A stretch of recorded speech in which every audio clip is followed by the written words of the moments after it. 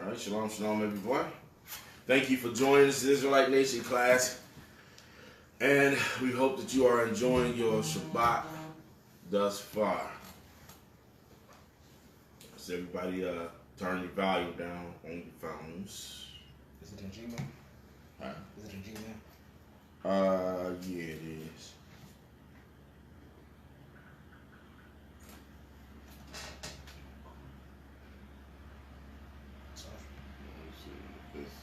Yeah. That's not it. If it's not it, I got to send it to it.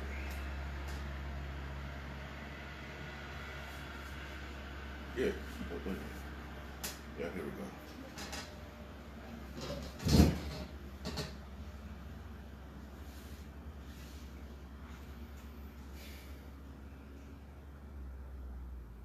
We're going to have to come back to it anyway because we got a couple scriptures we want to go to first before we get to this article that we came across. Yeah, that's it right there. That's the article, but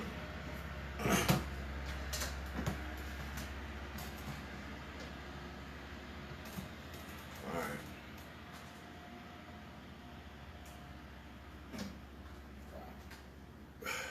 All right, so the title of the lesson today is Wicked is what wicked does. Wicked is what wicked does. And God willing, we're going to get through it and raise the level of understanding. Y'all bear with me a little bit because I'm a little tired today too. But we're going to do it. All right?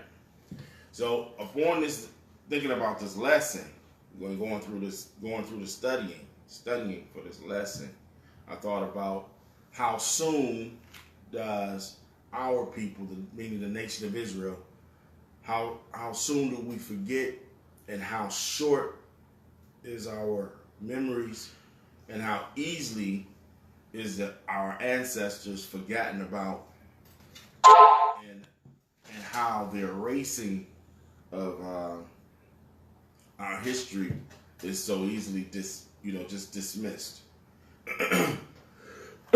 Our history has become one-page footnote in the history books, or has become a movie that has been dressed up and dumbed down for audiences, or a month that has been given to us by our enemies that would never speak to the truth of who we are, the Israelites.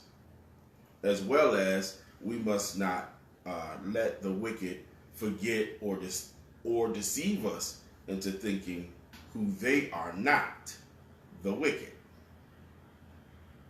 So let's get into it. Now when we speak, let's get this scripture first. Let's go to Matthew 7:22. So when we speak to wickedness, when we speak to the wickedness and the unrighteousness of the wicked, we're talking about two different things, right? We're talking about the wicked as a nation, and we're talking about the unrighteous as a separate nation. When the Bible speaks about the wicked, it's talking about a particular group of people. When it talks about the unrighteous, more than likely it's talking about Israelites that do wickedness. Two different things. You see that? Two separate things. One is just simply called the wicked. The other is called unrighteous. So you have Israelites who are born Israelites who the Bible does not call the wicked, it's just called unrighteous Israelites. And you have the wicked who are born to the earth who are called simply the wicked. I had a scripture for that too. But I'll get to it later. Nope, I'll get to that now. Let's go to Psalms 58 because I'm talking about it. So I'll get to that now. Psalms 58. And what? Let's start at verse 1. Psalms 58, verse 1. To the chief musician, Altatius. No. We at Psalms 58? Yeah. Oh yeah, come on. All right. Do ye indeed speak righteousness, O congregation? That's it. Do ye judge uprightly, O ye sons of men? Come on. Yea, in heart ye work wickedness. In your heart you work wickedness. Come on. You weigh the violence of your hands in the earth. Come on. The wicked are estranged from the womb. The wicked are what? Estranged from the womb. The wicked is estranged from the womb. They're born this way. They're born to the earth as wicked. Come on. They go astray as soon as they be born. They're going into wickedness as soon as they come out of their mother's womb. Come on. Speaking lies. And they speaking lies. So all of that whine is lying from the gate. Wow. Let's read it again so it can seep in the core muscles of your mind. Do you indeed speak righteousness? Do you that's a question. Do you indeed speak righteousness? Come on. O congregation. Uh-huh. Do you judge uprightly? And can you judge uprighteous? O you sons of men. Uh-huh. Come on. Yea, in heart you work wickedness. Because in your heart, you can never ever do what's right, and you can never ever judge what's right, because in your heart you continually work wickedness. Come on. You weigh the violence of your hands. And the violence in your hand you weigh. Meaning, I haven't done enough violence. I haven't done enough violence. Come on. Verse 2. Man, this spirit Oh, you kicked out of it. I was in Psalm 58 and 2.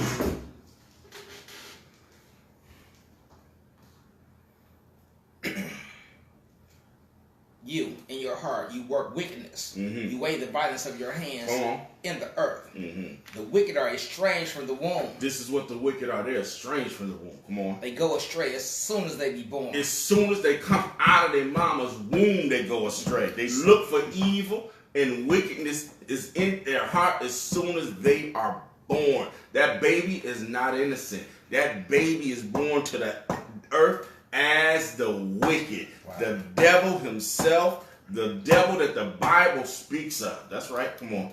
They go astray as soon as they be born. And they go astray as soon as they're born. They go, meaning they go away from Yah as soon as they're born. They're evil as hell as soon as they're born. Speaking lies. Speaking lies. We still going? No, that's all. That's verse 3, right? Yeah. That's all I wanted. Let's go to let's go back up to Matthew 7 real quick, because this I want to show the contrast. Let's go to Matthew 7 and 22. The contrast between the wicked that's born and the unrighteous and evil deeds of the Israelite. Two separate and utter complete things. Come on. Matthew 7, 22 and verses 22 and 23. Because this is the Messiah talking, and he's not talking to the wicked here. He's talking to the unrighteous Israelite. Come on. Many will say to me in that day. Many meaning Israel. Come on. Master, Master, have we not prophesied in thy name? We've been preaching and speaking in your name. Come on. And in thy name has cast out devils. And we cast out devils in your name.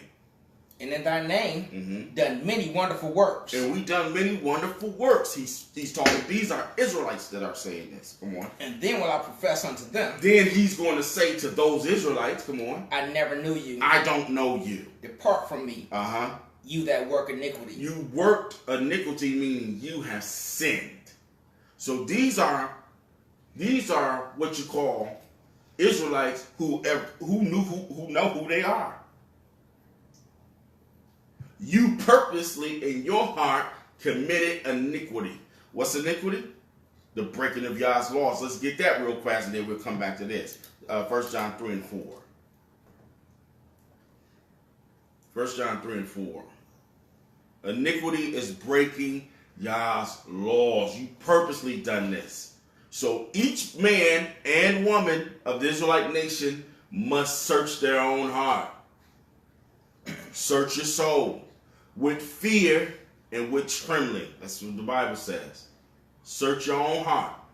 Make sure that you keep the commandments, because you don't want to hear this. I know I don't. I don't want to get there and hear this. I don't know you. Come on. What is John what? 1 John 3 and 4. Nicodemus. 1 John.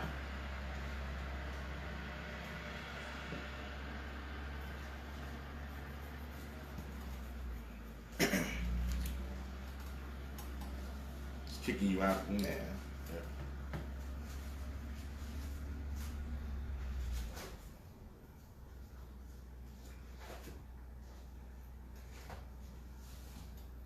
First John 3 and 4. Whosoever committeth sin transgresseth also the law, for sin is the transgression of the law. Sin is the transgression of the law. Meaning, transgression is iniquity. Transgression is iniquity and sin. Whosoever, read again. Whosoever committeth sin. Whosoever commits a sin, breaking the law, come on. Transgresseth. Transgresseth. Yeah. Also the law. Transgress also the law. Come on. For sin is the transgression of the law. And sin is the transgression of the law. Go back to Matthew 7 and 22.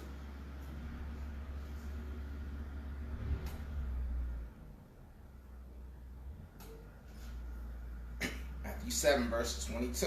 Watch this.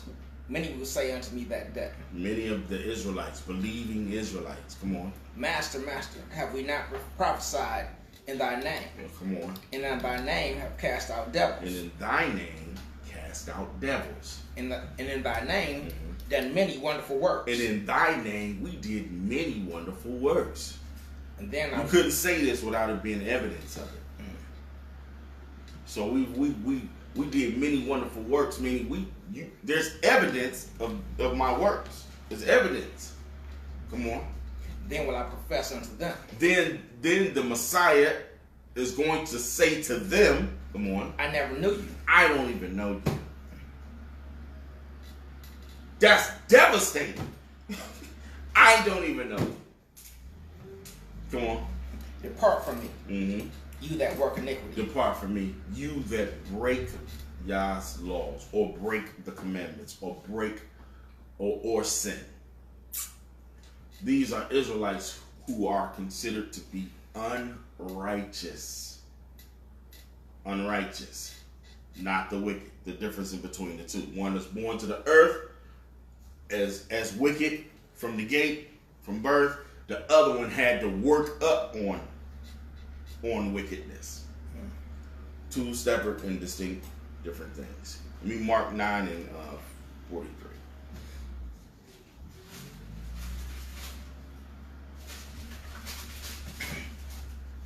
Mark 9, verse 43. And if thy hand offend thee, cut it off. Wow.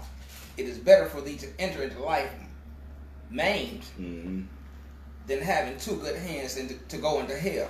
Down. Read that. Read that again. Are you paying attention? You paying attention? Yes. Okay. You reading along? Okay. And if thy hand offend thee, cut it off. If your hand offend you, cut that boy clean off. Come on. It is better for thee to enter into life. It's better for you to enter into the kingdom. Come on. Maimed. Than having two hands to go into hell. Than having your whole hand and still not making the kingdom.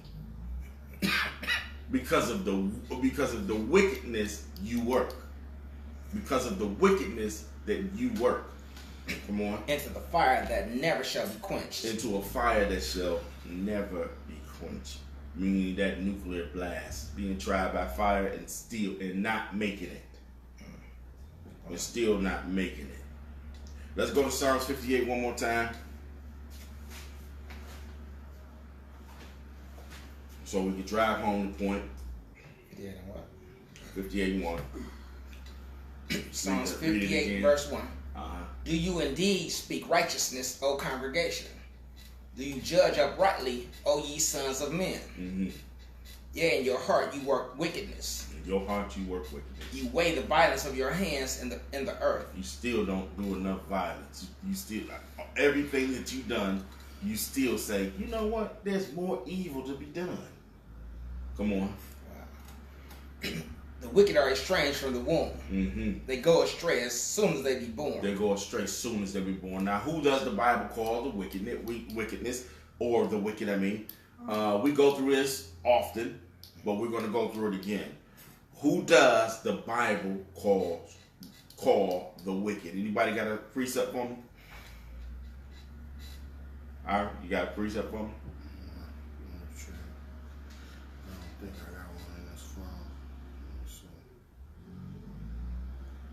Who does the Bible call the wicked?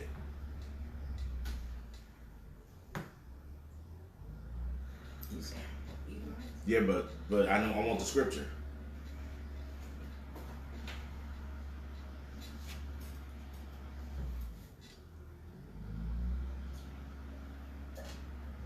Should snap right on that one.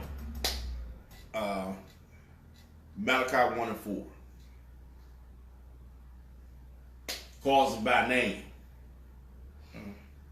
Malachi 1 and 4.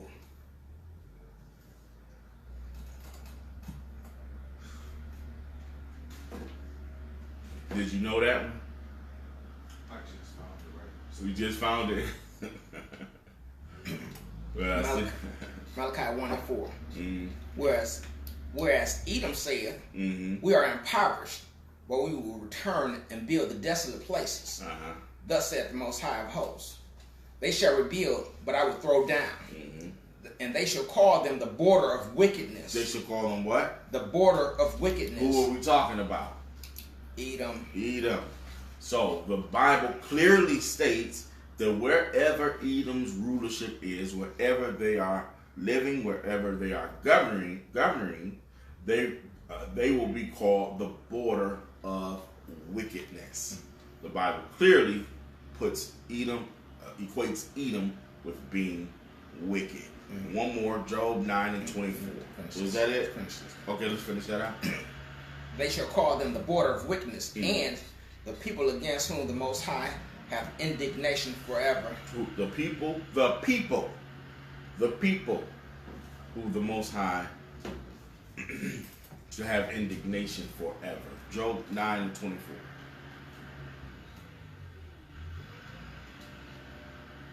Job 9 verse 24. Mm-hmm. The earth is given into the hands of the wicked. Mm-hmm. He covereth the faces of the judges thereof. Mm-hmm. If not, where and who is he? The Bible asks a rhetorical question. If this not the man, then who is he? If this is not him, who is he? Is there some other wicked person, people born to the earth? Because this man shows up as being quite wicked. Quite wicked. We want to get the article in a minute. Let's get the article now. Because we read the article in our studies, and this is just some of the wicked things that Edom, the Edomites, have done upon the earth. There are a great many of things that they have done, but we want to read about specific things that was done to our people. Start at the beginning. Yeah. Yes, it's a bit of reading, but we can get through it with the internet. Right.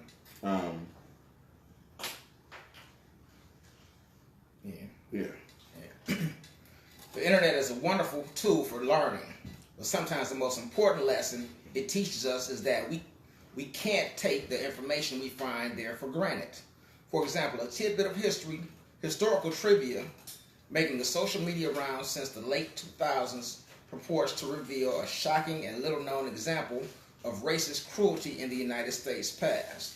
Namely, the profit-seeking white hunters in the deep south of the 19th and early 20th centuries used black slave babies to lure alligators out of the swamps to be killed so that their skins could be harvested. So this is something that remember when I said earlier, the statement I made earlier, how our history in this country has become a footnote or one page in the American history books. this is something that is not told in school, and it will never be told. And the reason, Noah, that it won't be told in school is because you got to see who the bad guys is.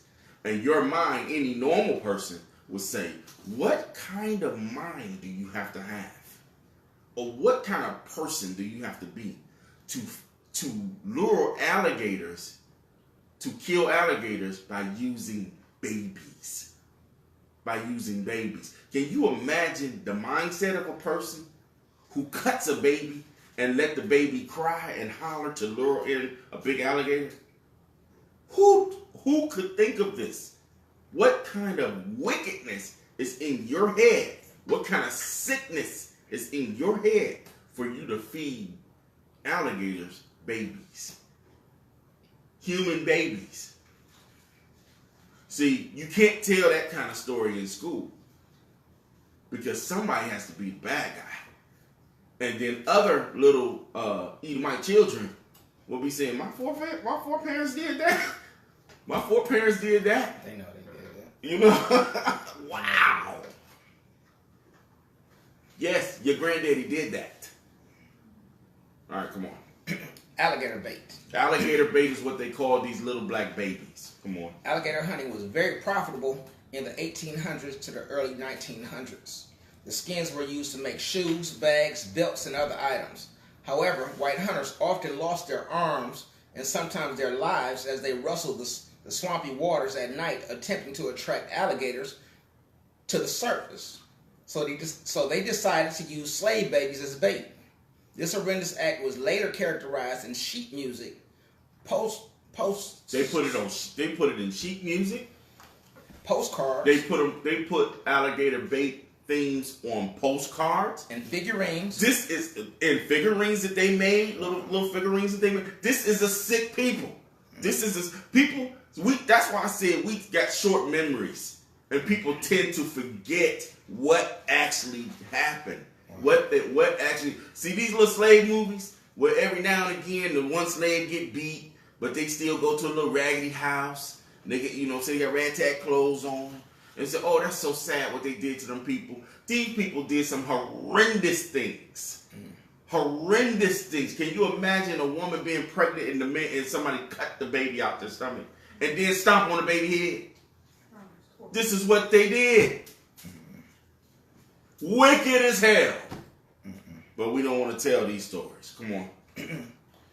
Years later, a candy manufacturer, watch this, of black licorice drops, these are sick people. Come on. Created a distasteful advertisement that featured a hungry-looking alligator. Watch this. Leering at a bug-eyed black baby. Wow. Come on. The ad reads, "A dainty little morsel." A dainty little morsel. For decades, the popular candy was referred to as nigger babies. Licorice. Black licorice. Come on. The name was later changed to nibs. And it's still on the market today. It's still on the market right now. You can go in there and get them. They called nibs. Never knew that this was called. Yeah, the little black licorice. Never knew that it was called. That it was once about a time called nigger babies. Didn't know that. Lest we forget Black Holocaust Museum. Among other places, these claims are elaborate on and in April 2012 forum post asserting that black infants were not only routinely served up as alligator bait, but horribly skinned alive in preparation for it. Horribly skinned alive because they wanted to chum the water. So they were skinning these babies alive, meaning they have their flesh exposed, they will be bleeding, and they will be screaming, and they will have them in these cages over the water or have dipped into the water to chum the water to draw in the alligators. Come on. Alligator is the term derived from an activity conducted by white men, mostly in the swamps of Louisiana and Florida throughout the South. These white people were sick beyond belief. These alligator hunters needed to lure the larger bull alligators with human flesh and blood. During the slave era, our ancestors in America were only considered 3/5 of a human being, which is why these sick hunters had no regard for human life. The alligator hunters kidnapped black infants, skinned them alive, and tied their necks to a string and dropped them into a swamp, dangling them near the mouth of hungry 700-pound alligators. These black babies were stolen, caged, and fed to alligators whole. The activity is retold in various forms in research documents, many found in the Jim Crow Museum of Racist Memorabilia in Michigan. Like I said, what kind of sick people does these things? And many more atrocities. We just speaking to this matter, but many more atrocities to our people. Come on. A 2014 article in the Miami News Times agreed that these claims are supported by good research. It has been pretty well documented recently that during slavery and into the 20th century, come on, black babies were used as alligator bait in North and Central Florida. One of the most frequently cited sources in the Jim Crow Museum at Ferris State University in Big Rapids, Michigan, which does in fact house articles, postcards, knickknacks, and products, packaging, and the like, demonstrating how pervasive derogatory imagery of black people was in America, in American popular culture, right up through the mid-20th century. Right up through the mid-20th century, meaning right up into the 1960s, but even far beyond, up until today. Come on. Watch this. Mammy's little alligator bait. Mammy's little alligator bait. Wow. Shelved in the museum alongside the many stereotypical representations of pickaninnies. Pickaninny is a word that they used to use for little black children. Little pickaninny meaning little pick a nigga. Pick a nigga is where they get pickaninnies from. Yeah. Oh, and picnic. Right. Picnic is where did that come from too. Pickaninny, picnic, or pick a nigga. That's where it comes from. Pickaninnies, a racial slur applied to African American youngsters speaking fractured English, eating watermelons, catching opossums, etc., are similar cartoonish portrayals of black children and sometimes black adults as worthless alligator bait. In a chapter by that name in her 2002 book, Ceramic Uncles and Celluloid Mammies, Black Images and Their Influence on Culture, UCLA folklorist and African American Studies professor Patricia Turner wrote that such artifacts depict more than just the presence of a negative stereotype. They implicitly represent a form of aggression in eradicating an unwanted people. Most of these ugly images, evidently regarded as humorous in their day, are variations of the scenes depicted in the vintage postcards below, courtesy of Wikimedia Commons. So this is you hear what she just said?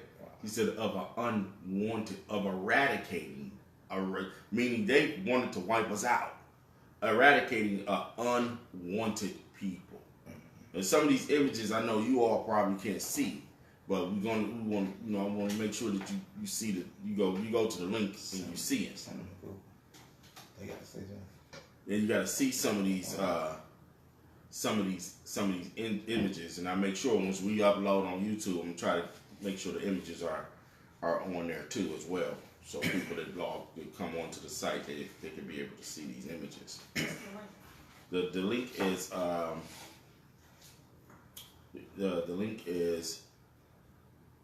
the site is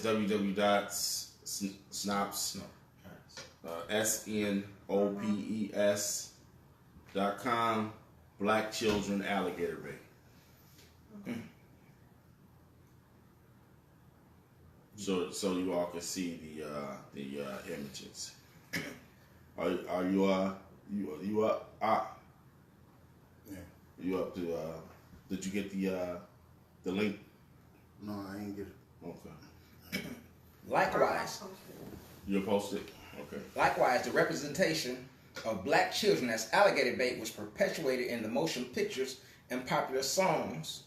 For example, the not-so-sweet lullaby, Mammy's Little Alligator Bait, composed by Henry Wise and Sidney Perrin in 1899. The chorus, Hush-a-bye, Don't You Cry, Mammy's Little Pickaninnies, Gwine to get a... You can't even hardly say it. Right, I don't speak like that. They themselves is ignorant as hell. Yeah. You know what I'm saying? Let's try to get through it though.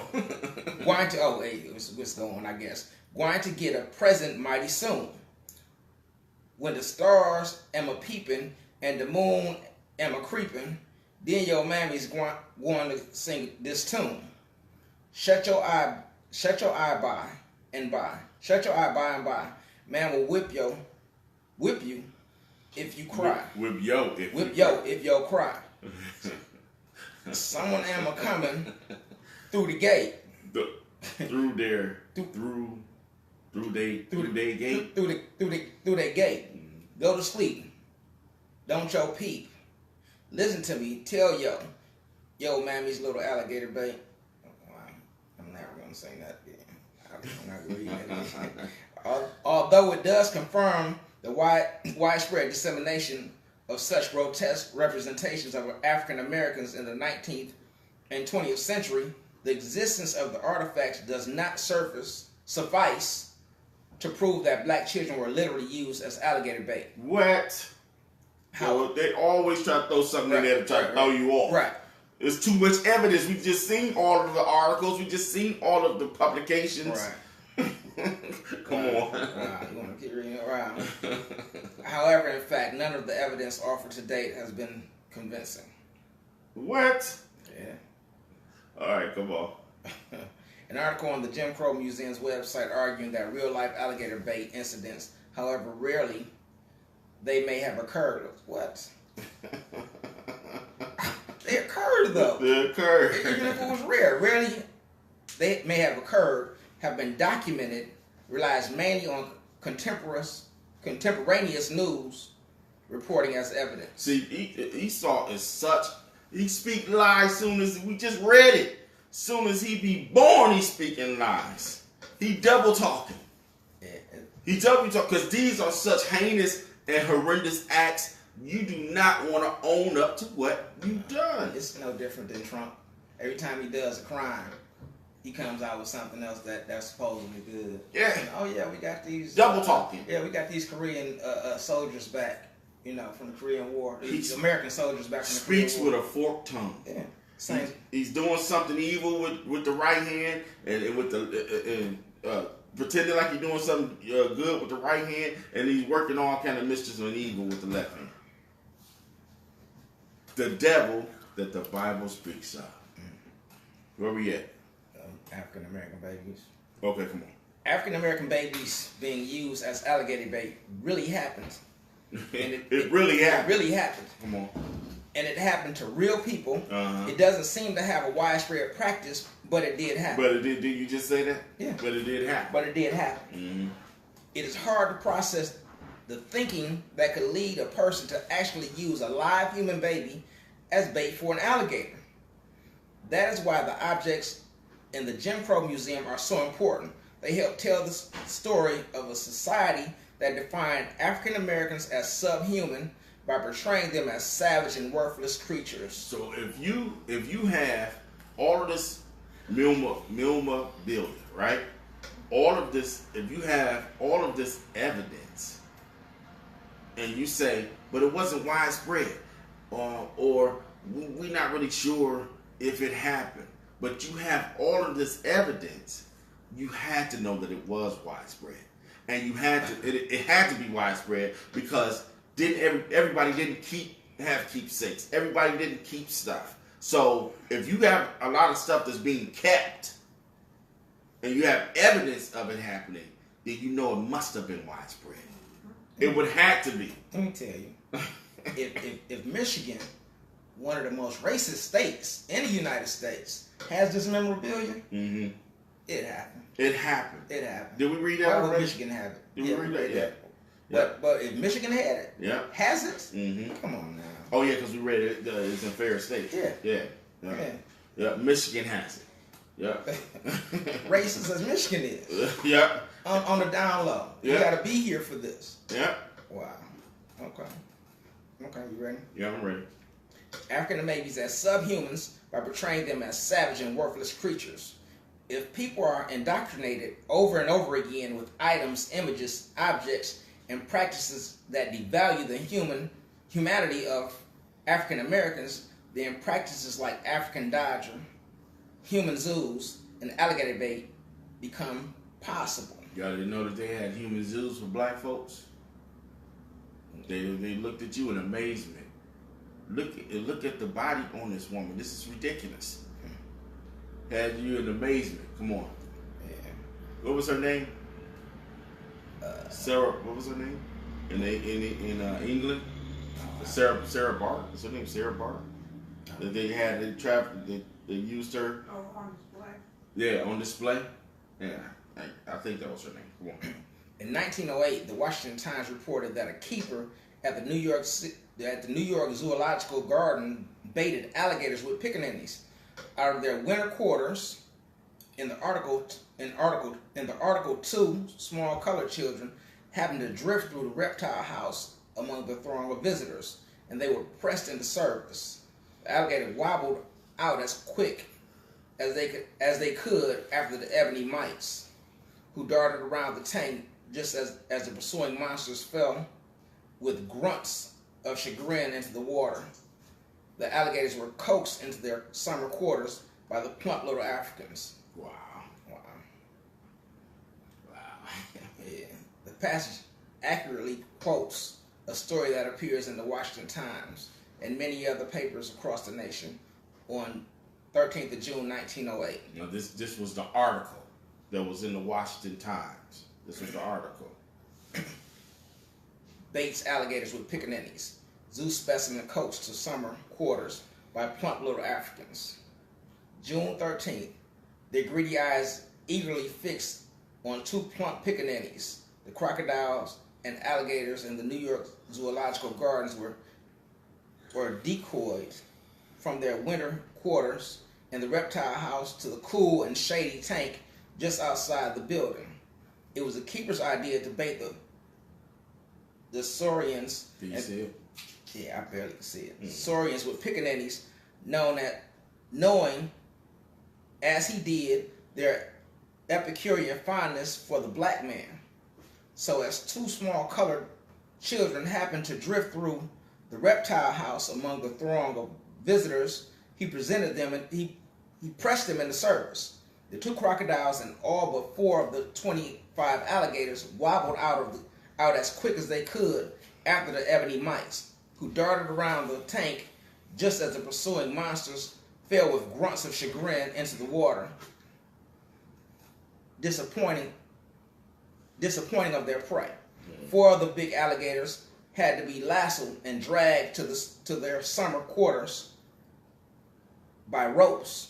One snapped at head keeper Snyder's leg and missed it by an inch. So this was an article that was in the New York Times. Was it the New York Times? Washington Times. The Washington Times.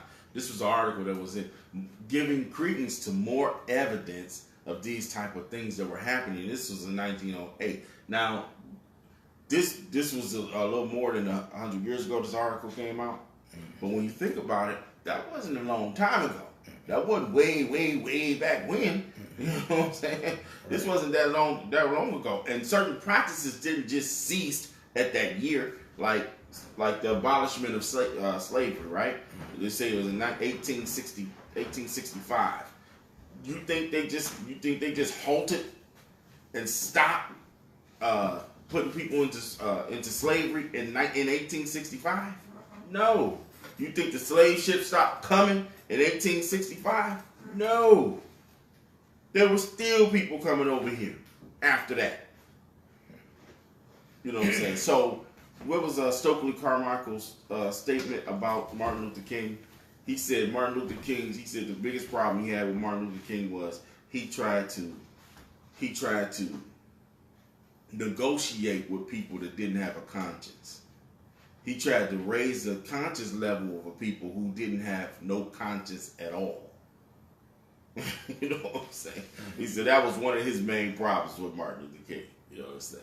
All right, come on, let's read on. One ought not to take its reliability for granted. However, not least because it is studded with such facts as the following. It was a keeper's idea to bait the saurians with pickaninnies, knowing as he did their Epicurean fondness for the black man. In our attempt to verify the report, we found no such reference to the use of pickaninnies to bait alligators in the place where one would most expect it to turn up, the New York Times. So if you don't find the evidence, why is the New York Times running this? But why is the New York Times running something that they don't have evidence of? But see, that's the thing, though. But at the same time, why are they still calling them pickaninnies? Yeah. They say black children, they saying pickaninnies. They saying pickaninnies. Yeah. Over and over again. Over and over again. Yeah, so they still using the term pickaninny. Yeah, they still using the term. This is a current article. They talking about the old practices, but they still call them pickaninnies. Yeah. This is the current article talking about the old article. But they're still saying pickaninnies. Right. This devil is something else, man. This fork-tongued devil is something else. So no matter what, even if you read an article discrediting, or proving it, or even trying to discredit it, as long as you keep hearing the word over and over, is it not reinforcing it? Mm-hmm.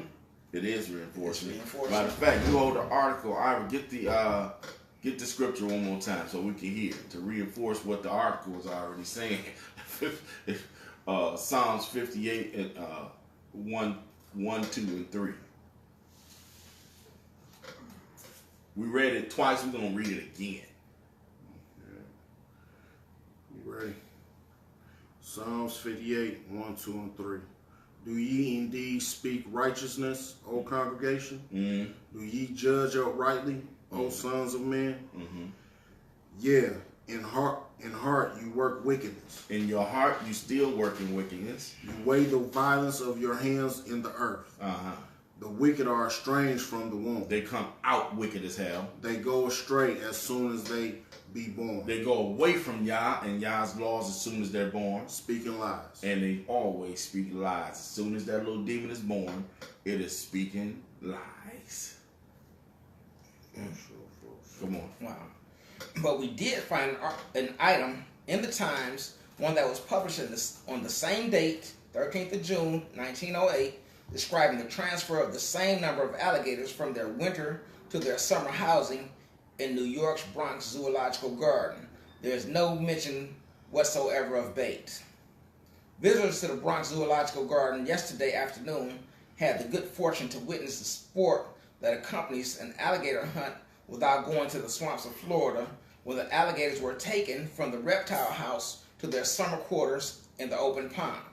The reptiles numbered 25 of all sizes from 1 to 12 feet in length.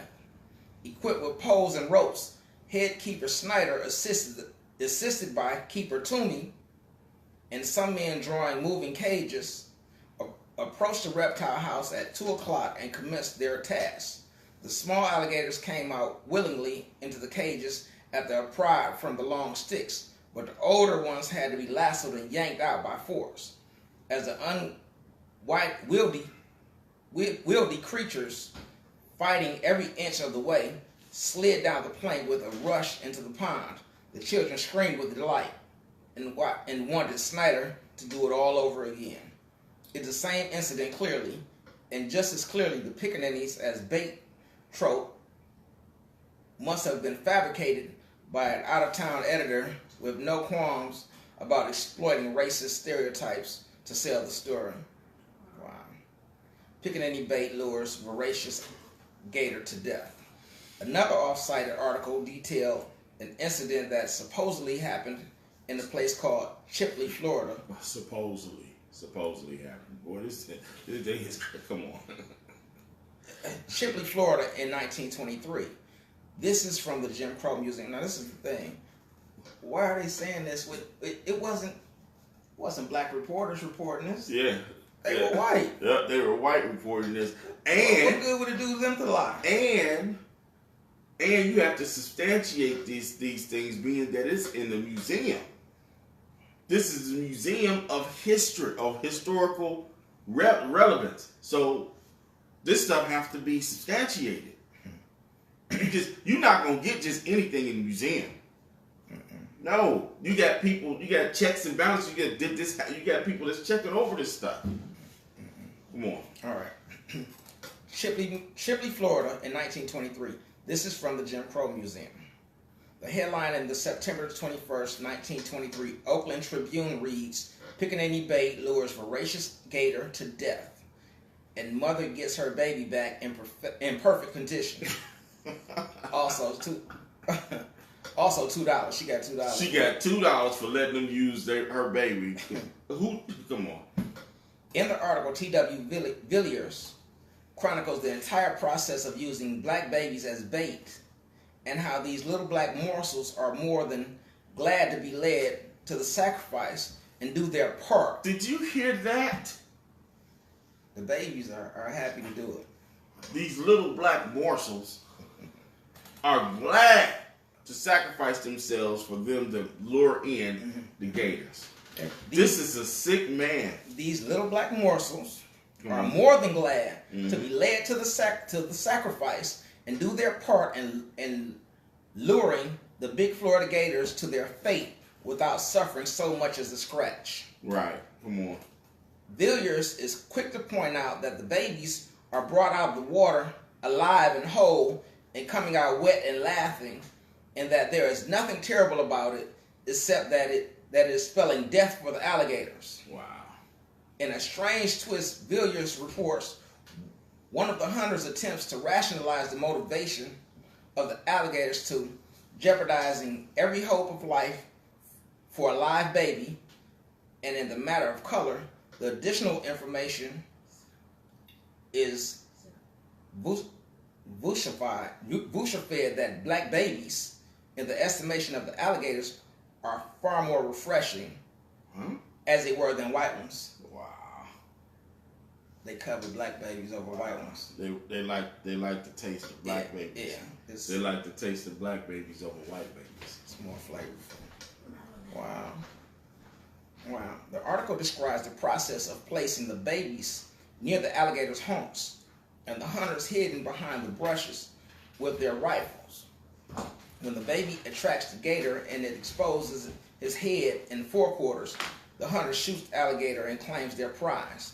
And just in case someone happens to care about the welfare of the baby, just in case someone happens to care about the welfare of the baby, the reader is assured that the Florida alligator hunters do not ever miss their targets.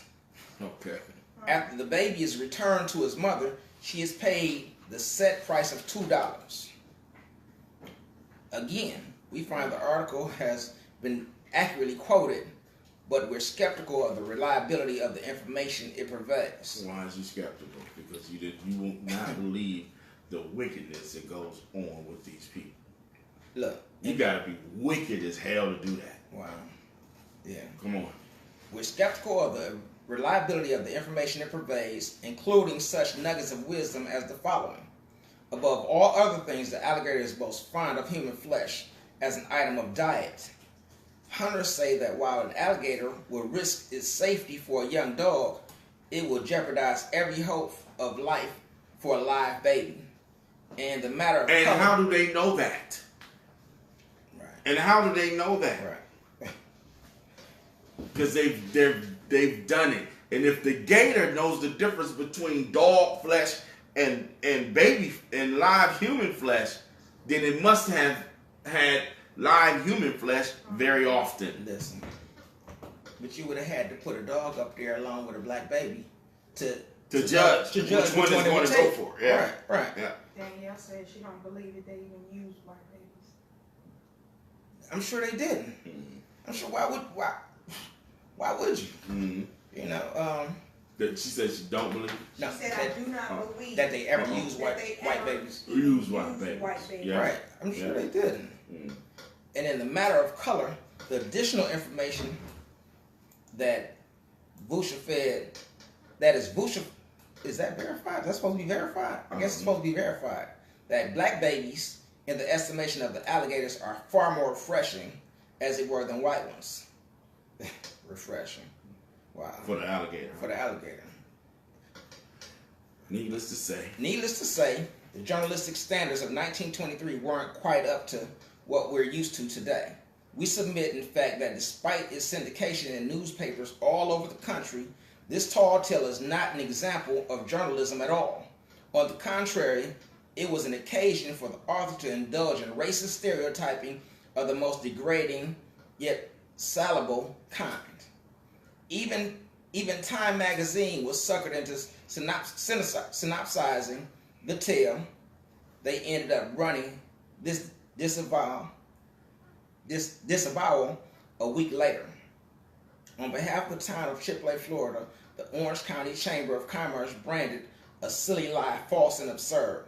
The story that colored babies were being used at Chipley for alligator bait in its issue October the 15th, Time printed the fact that the report has been circulated, but in no wise vouched for its authenticity. Time's story was as follows. Why did they run it then? Why did they run it? Why did they run the story? From Chipley, Florida, it was reported that colored babies were being used as alligator bait. The infants are allowed to play in the shallow water while expert riflemen watch from concealment nearby.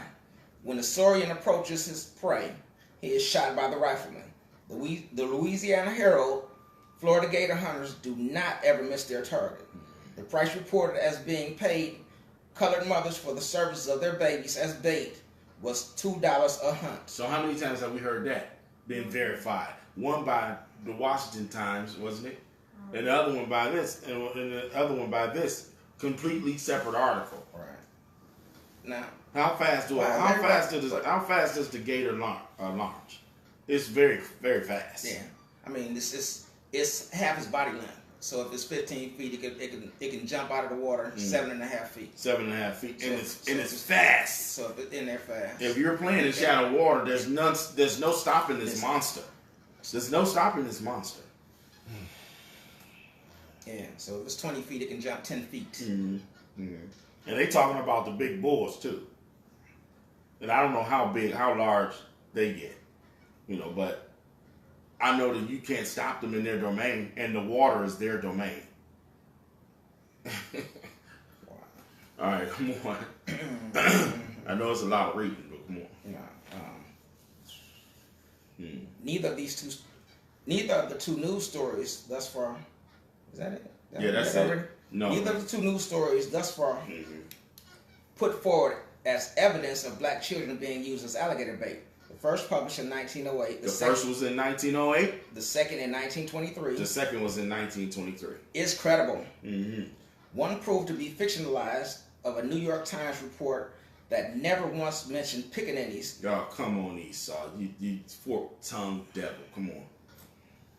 While the other is best characterized as racist satire. Mm-hmm. So far as we were able to determine, the byline of this credited author, T.W. Villiers, never appeared on another published article before or since anywhere. A peculiarity of crocodile hunting in East India. Equally incredible are articles we came across during our research reporting that infants have been similarly used as crocodile bait in countries other than the United States. Oh, really? Come on. For example, a story in the August 10th, 1894 edition of the Mansfield Daily Shield reported to chronicle the exploits of a British officer hunting crocodiles in India. They do the same thing everywhere they go. They do the same thing everywhere they go. This devil don't change. He's the devil. Whether he's in the United States, whether he's in Britain, whether he's in India, or the Middle East, Africa, wherever he at, this devil's just the devil. Wherever he go, he does the same thing. And he always try to cover his tracks with, it may or may not happen. That's the lullaby you to sleep. So you won't never know your own history or what happened to your people. Come on. We used to have a great sport in India going out after crocodiles with Hindu babies for bait, said an ex-army officer of the British Army. The baby wasn't baited on a hook like a minnow or a fishworm, but simply secured on the riverbank so that it couldn't creep or toddle away or tumble into the river. Some babies don't like their being made crocodile bait, but the fact increased their value to the sportsman. For then, does it sound familiar? It's happening on one part of the world. It's happening in another part of the world by the same people. Come on. For then they yelled and made a great noise, which was just what the crocodiles were waiting to hear. And they'd come hurrying from all directions to have a chance at the babies. Where did we get the babies for bait? From their mothers. All the fellow who wanted to go crocodiling had to do was to noise abroad his intentions, and it wasn't long before native women will flock in with their babies to be rented out for bait. Liars. What mother is going to give her child up for bait? Liars. Come on. The ruling price per head for the young heathen was about 6 cents for the day. Damn liars. Come on. The entire article, which goes on at some length, is based on the testimony of a single individual, an unnamed ex-British Army officer who claimed not only that he bagged 100 crocodiles by using the same Hindu infant as bait again and again, but also that when he tried to accomplish a similar feat in Florida, he was rebuffed by the local mothers. So they're using the word, you got to be mindful of the words in terms of using it. Using the word Hindu and things of that nature, but we also was in slavery. We were also taken into slavery by Elam in that part, or the Persian king in that side of the world. So remember that. There are Israelites over in what's known as East India. Wow. Here we go. I was in Florida. Is that where we at? Yeah. All right, I was in Florida a year or so ago and tried to hire a baby to experiment with for alligators after the method in India. But folks who own babies down. But folks who own babies down there who own babies down there, wow, didn't seem to enter into the spirit of the sport, and I couldn't get one. I compromised on a rather lively and complaining dog. On the 31st of October 1899, in an article on October 1899 in the Youngstown Vindicator purported to draw comparisons between how alligators were hunted in the American South and how crocodiles were hunted in Asia and Africa. The alligator is like the crocodile in this respect. He likes to eat babies. Not his own awkward offspring, but nice human babies, fat and dimpled. To obtain such a delicacy for his palate, an alligator would travel far and risk much. This fact is so well known that it has become the practice of alligator or crocodile hunters to use babies as bait to lure the reptiles to their death. So how would they know if the practice was uncommon and the practice did not happen? How would they know? You have to have some experience in this, right? You have to have some experience in this. Come on.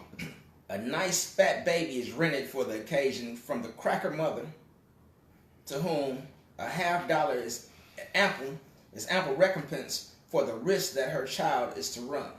The baby is then taken to the shore of some pond or river, where it is attached to a stake by means of a stout cord that has been tied around its waist, while the hunter conceals himself in the brushes of a swamp grass near the place. But note the similarities, including some identical phrasing, between the article and this one published in New Zealand's North Otago Times. To Jews as crocodile bait. Jews as crocodile bait. No, let's go to the statement right above that. We found many other instances of the adaptation of this story, which, despite appearances, almost certainly originated in the United States. Mm-hmm. Some versions dating back to 1888. It was still making the rounds 10 years later. So they saying that they found some adaptation, that this practice originated in the United States. People began to do this in the United States, where the slaves were being taken and sold. Right? Mm-hmm. All right, come on. Jews as crocodile bait. Mm-hmm. Perhaps the oddest variant of the bait theme we came across was the story published in the Toronto Daily Mail on 28th of May, 1891, holding that Jewish babies stolen in Russia were being used as bait to hunt crocodiles in Egypt. Where were they stolen at? In Russia. We were in Russia too. Come on. For a year or so, hundreds of Jewish babies had been stolen and shipped to various ports on the Nile to be used as bait for crocodile hunters. Of course, they are not all eaten by the animals, but now and then one is caught. The crocodile hunters place a baby on the shore of the stream, and presently the lazy animals come out of their beds after the infant.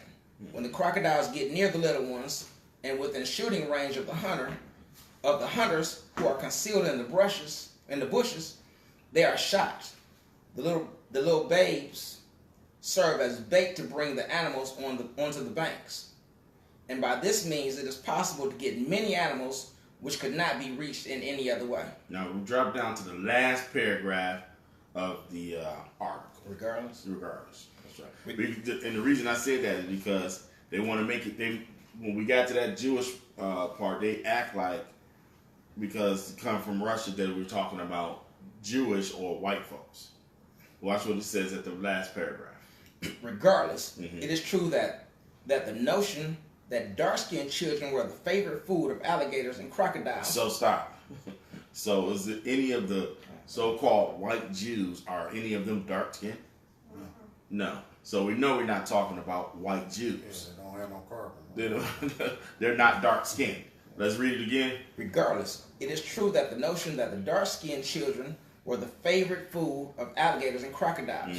Like so many other demeaning stereotypes about people of African descent. I thought we was just talking about white Jews. Come on. Was already commonplace in the antebellum United States.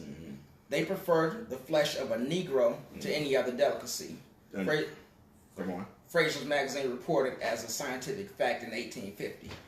It is therefore plausible to suppose that the epithet alligator bait did not follow from, but rather preceded the existence of stories depicting black children as such, which would relegate these stories to mere folklore. Okay, let's get Deuteronomy 28.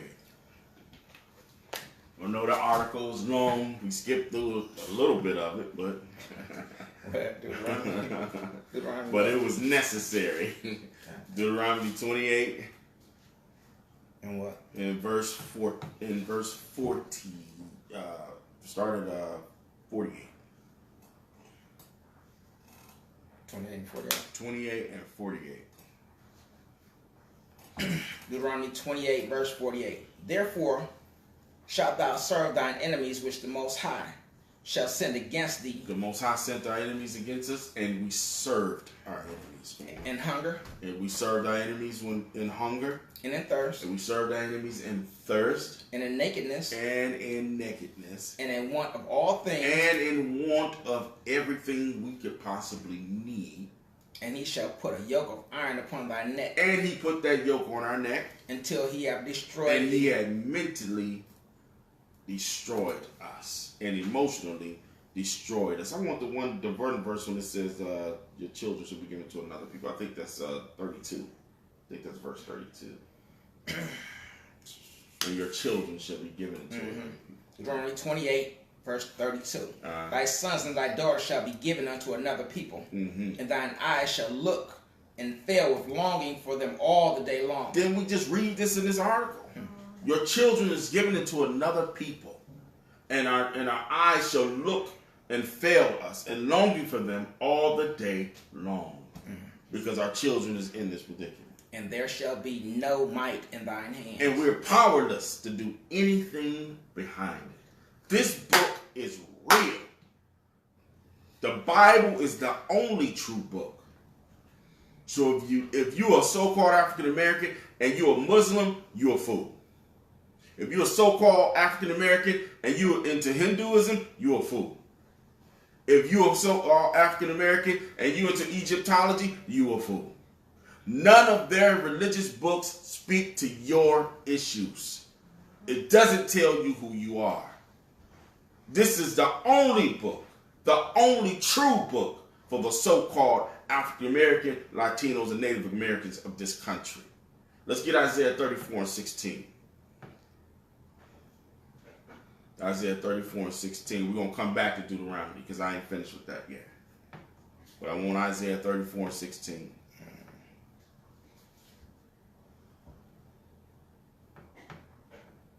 This book is the only true book for the Israelites.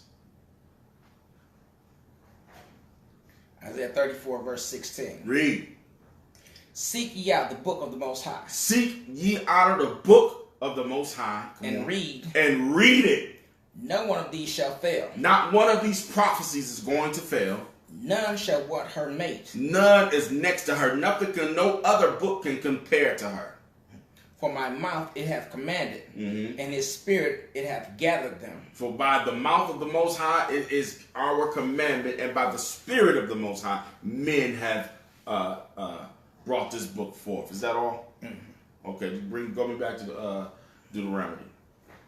Deuteronomy 28. And what? Deuteronomy 28 and 64. I'm on 64, then 64, then 68.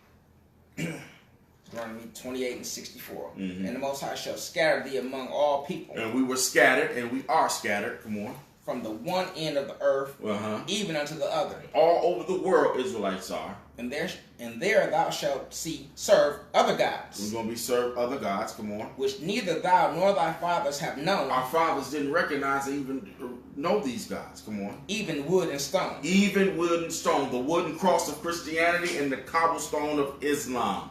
Come on. And the Most High shall bring thee into Egypt again with ships. He's going to bring us into bondage again. But this time, we're not going to walk into the house of bondage. We're going to float into the house of bondage with ships. By the way whereof I spoke unto thee. The same way that I'm telling you is going to happen, it will happen.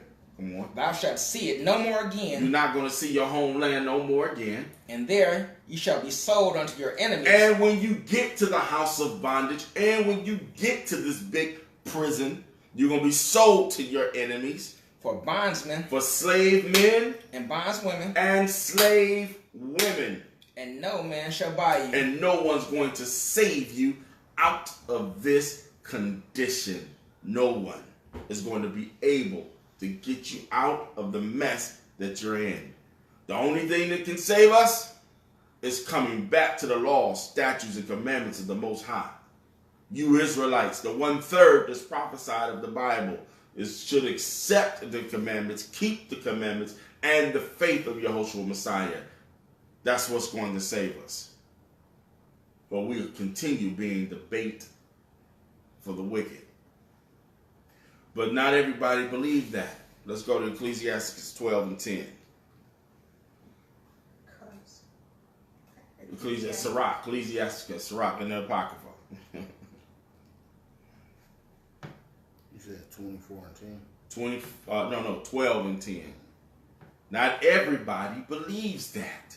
The Bible just told you in Deuteronomy 28 and 68 how your enemies will sell you, how your enemies will buy you, and how your enemies will take you into captivity. Now let's see what the prophet says about your enemies. Come on. Ecclesiasticus 12. Those that took us, our children, into for alligator bait. Watch this. Ecclesiasticus 12 and 10. Never trust thine enemy. Never trust your enemy. For like as iron rusteth. Just as iron rust. So is his wickedness. So is his wickedness. I don't care how nice he is. I don't care how good he is. I don't care what you think about him. But you cannot trust your enemy. And there's something about our people.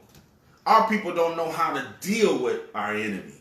We don't know. You can do business with somebody and not trust them. That's right. You can do business with the wicked, because the wicked, according to Job 9 and 24, the wicked is what runs the world. So you have to do business with the wicked. That don't mean I trust them.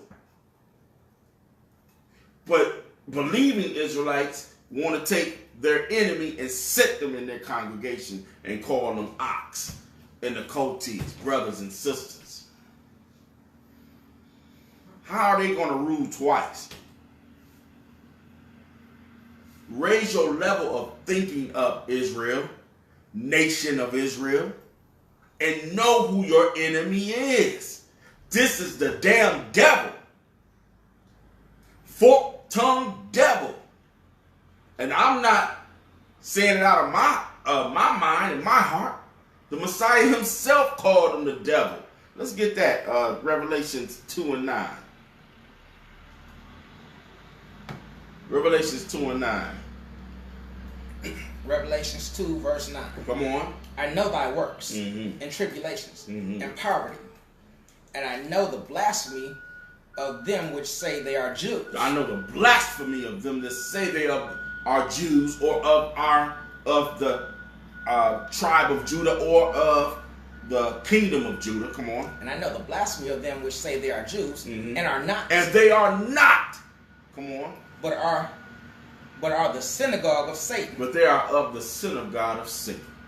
I didn't say it. The Messiah, our Mashiach, said it. Let's go to Revelation. He said, he reiterated. Let's go to Revelations 3 and 9. Revelations 3 verse 9. Come on. Behold, I will make them of the synagogue of Satan. I will make them devils. Come on. Which say they are Jews. Which say they are Jews or Israelites. Come on. And are not. And they are not. But do lie. But they are lying. Behold, I will make them to come and worship before thy feet. They're going to worship at your feet. Come on. And to know that I have loved you. I love you. Come on. That's it? Yes. Let's go to Romans 9 and 13. They got to understand that I love you. He's only saying what already's been written. Romans 9 and 13. Romans 9 and 13. Romans 9 verse 13. As it is written, Jacob have I loved, but Esau have I hated. Now get Malachi. Is that all of 13? Yeah. Let's go. We're working it backwards. We're going from Revelations to Romans, but now let's go from Romans to Malachi to see what Paul got it from.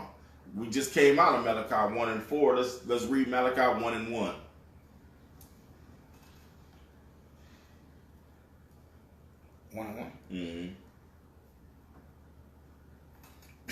Malachi 1 verse 1. The burden of the word of the Most High to Israel by Malachi. I have loved you, saith the Most High.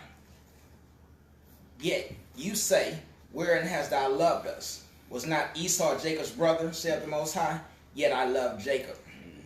And I hated Esau. And laid his mountains and his heritage waste. I laid his mountains, meaning his kingdoms, and everything that he would possess, I laid it to waste. Come on. For the dragons of the wilderness. For the dragons of the wilderness.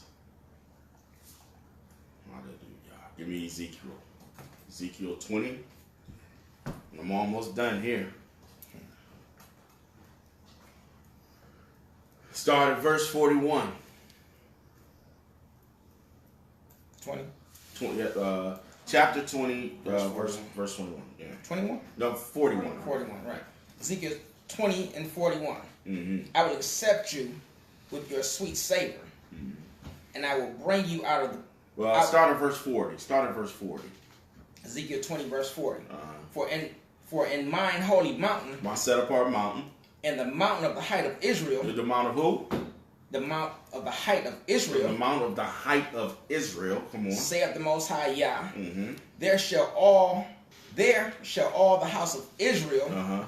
all of them in the land, serve me. Come on. There will I accept them, and there will I require your offerings and the first fruits of your oblations with all your holy things.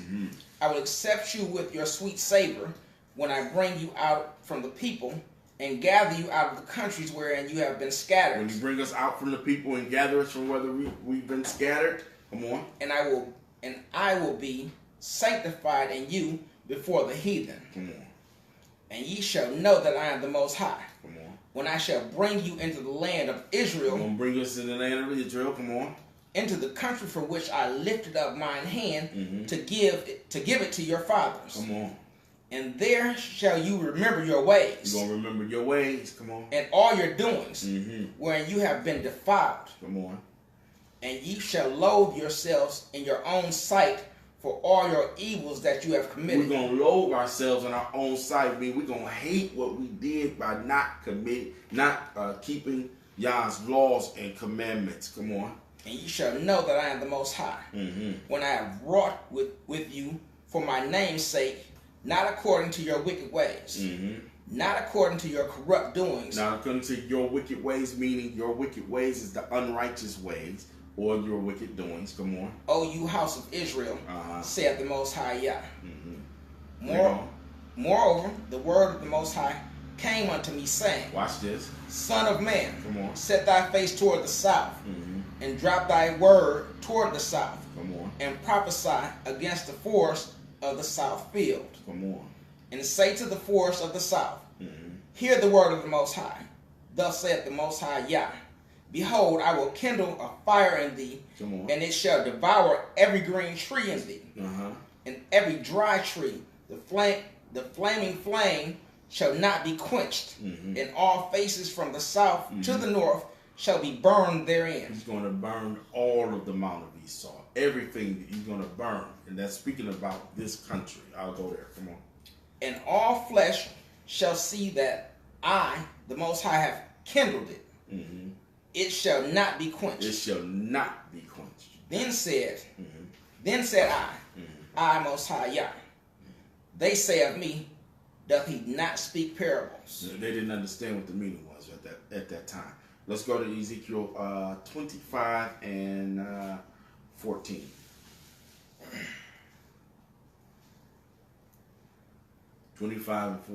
Ezekiel 25, verse 14. Because we are the army of the Most High, and he's going to use us in this capacity.